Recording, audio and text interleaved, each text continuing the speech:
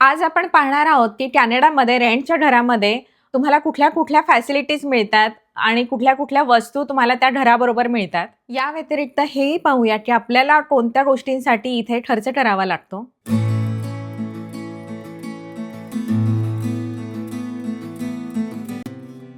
नमस्कार मंडळी, मी प्रीती स्वागत करते तुमच्या सगळ्यांचं या आपल्या नवीन व्हिडिओमध्ये. सगळ्यात महत्त्वाचं म्हणजे इथे तुम्हाला शेगडी घ्यायची गरज नसते, असा स्टोव मिळतो तुम्हाला. तर बऱ्याच ठिकाणी कॅनडामध्ये असा इंडक्शन बेस स्टोव मिळतो किंवा काही ठिकाणी गॅसवाला स्टोव असतो, जसं फ्लेमवाला. पण बऱ्याच ठिकाणी इंडक्शन बेस स्टोव आहे कॅनडामध्ये आणि त्याच्याबरोबरच मिळतो हा फुल साईज ओव्हन.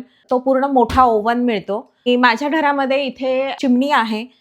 तर बऱ्याच अपार्टमेंटमध्ये ह्या चिमणीच्या ऐवजी मायक्रोवेव्ह असतो आणि त्याच्यामध्ये बिल्ट इन एक्झॉस्ट फॅन असतो, त्यामुळं तेही खूप उपयोगाला येतं. माझा मायक्रोवेव्ह सेपरेट आहे, तो मी काउंटरवर ठेवते. त्यानंतर इथे सगळ्या घरांमध्ये मायक्रोवेव्ह ही मिळतो. त्याचबरोबर इथे मिळतो एक फुल साईज फ्रीज आणि तो अपार्टमेंटच्या साईजप्रमाणे लहान मोठा असू शकतो, पण फ्रीज ही तुम्हाला घ्यायची गरज नसते. कॅनडामध्ये रेंटच्या घरामध्ये किचनमध्ये डिशवॉशर हे हमखास असतं आणि हे खरंच खूप उपयोगी आहे. इथं डेली हेल्प किंवा हाऊसमेड एव्हरीडे येत नाही, त्यामुळं डिशवॉशर नक्कीच उपयोगाला पडतं आणि रेंटच्या घरामध्ये ते नक्कीच असतं.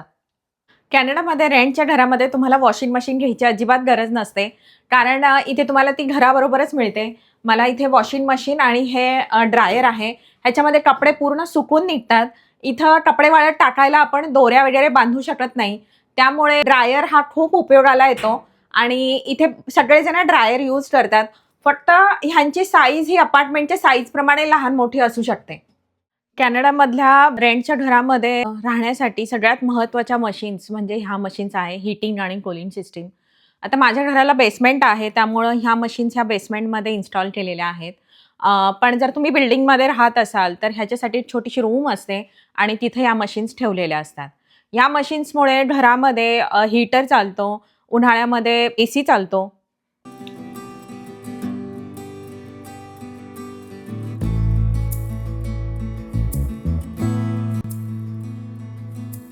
कॅनडामध्ये किचन आणि डायनिंग एरियामध्ये तुम्हाला अशा सिलिंग लाईट्स मिळतील, पण बेडरूममध्ये त्या असतीलच असं नाहीये. कधी-कधी आपल्याला त्याची सोय करावी लागते. तर कॅनडामध्ये प्रत्येक घरामध्ये असे हे स्मोक डिटेक्टर असतात आणि ह्याच्यातूनच फायर अलार्म पण वाजतो. माझ्या इथे पण स्मोक डिटेक्टर आहे. हे सिलिंगला असतात. कॅनडामध्ये कुठल्याच रूममध्ये तुम्हाला सिलिंग फॅन मिळत नाही. तुम्हाला जर हवा असेल तर तुम्हाला तो एक्सटर्नल विकत घ्यावा लागतो, नाहीतर टॉवर फॅन वगैरे मिळतात इथे. बरेच लोकं तेच वापरतात आणि बेडरूममध्ये स्पेशली उन्हाळ्यामध्ये त्याची खरंच गरज भासते. हे जे रेड आणि ब्ल्यू जे दिसतंय हे हॉट आणि कोल्ड वॉटरचं इंडिकेशन आहे. रेड म्हणजे हॉट, ब्ल्यू म्हणजे थंड पाणी. आणि हे कॅनडामध्ये जेवढे नळ असतील तुमच्या घरामध्ये तिकडे सगळीकडे गार आणि गरम पाणी दोन्ही येतं. या व्यतिरिक्त आपल्याला मिळतं एक पार्किंग. जर तुमच्याकडे 2 कार असतील तर एक कार तुम्ही व्हिजिटर पार्किंगमध्ये लावू शकता. कॅनडामध्ये अपार्टमेंट हाऊसेस असतील तर त्यांना बेसमेंटमध्ये किंवा जिथं पार्किंग एरिया असतो तिथे एक स्टोरेज रूम मिळते. तिथे ती रूम काही जास्त मोठी नसते, पण तुमच्या सूटकेस किंवा तुमचे जे विंटर टायर असतात किंवा तुम्ही विंटरमध्ये विंटर टायर लावले आणि मग ऑल सीझन्स टायर कुठे ठेवायचे, तर ह्या स्टोरेज रूममध्ये तुम्ही स्टोअर करू शकता. तर ती एक छोटीशी रूमही मिळते. याचबरोबर कॅनडाच्या घरांमध्ये फायर अलार्म किंवा स्मोक डिटेक्टर हे कंपल्सरी असतात, कारण घरही आतून लाकडी असल्यामुळे आग लागली तर पटकन इंडिकेशन जातं, फायर अलार्म वाजतो आणि मग फायर ब्रिगेडच्या गाड्या येतात. स्मोक डिटेक्टर आणि फायर अलार्म हे कॅनडाच्या घरांमध्ये असतं. कॅनडामध्ये घर रेंटवर घेताना आपल्याला एक ॲग्रीमेंट करावं लागतं आणि त्या ॲग्रीमेंटमध्ये क्लिअरली मेन्शन करावं लागतं की युटिलिटी बिल कोण भरणार आहे. युटिलिटी बिल म्हणजे त्याच्यामध्ये इलेक्ट्रिसिटी आलं, पाणी आलं, इंटरनेट आलं, गॅस आलं आणि त्याचबरोबर कॅनडामध्ये खूप बर्फ पडतो. तर तो बर्फ कोण काढणार आहे? जर अपार्टमेंट हाऊसेस असतील तर बऱ्यापैकी ओनर स्नो रिमूव्हलचं काम करतात. पण माझं आता इंडिव्हिज्युअल घर आहे, तर इथे टेनंट्सला काढावा लागतो.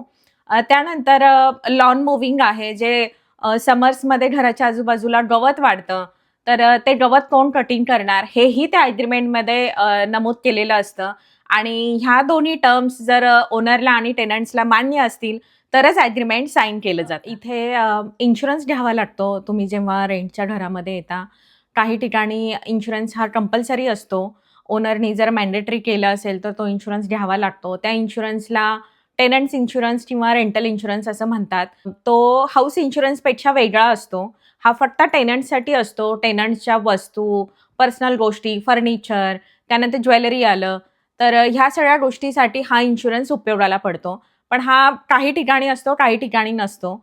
जर एवढ्या वस्तू आणि एवढ्या फॅसिलिटी जर तुम्हाला कॅनडाच्या एखाद्या रेंटल घरामध्ये मिळत असतील तर नॅचरली त्याचं रेंट जास्त असतं. भारतामधनं नवीन येणाऱ्या लोकांसाठी हे सगळंच खूप नवीन आहे की रेंटल घरामध्ये नक्की कोणत्या गोष्टी असतात आणि कोणत्या गोष्टी तुम्हाला परचेस कराव्या लागतील इन फ्युचर.